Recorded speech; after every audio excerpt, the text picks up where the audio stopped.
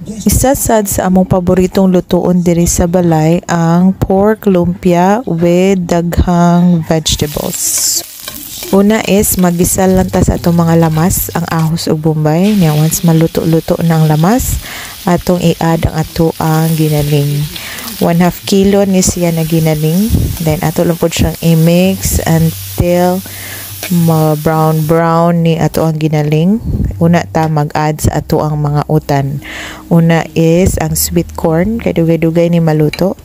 Then isunod dayon nato ato ang baggy beans, singkamas o carrots. Then mix lang nato siya. Then timplahan og gamay na asin og pampalasa pod nga gamay magic sarap. Di nang kay nato ni siya asinan jud kay mo parat unya ato ang timpla.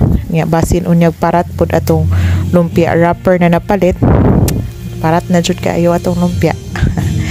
Dayon ato siya i-mix.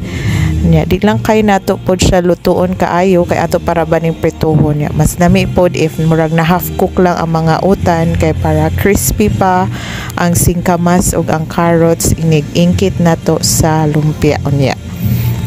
Nya ato na siya i-wrap. Then ready to fry na ang atuang lumpia.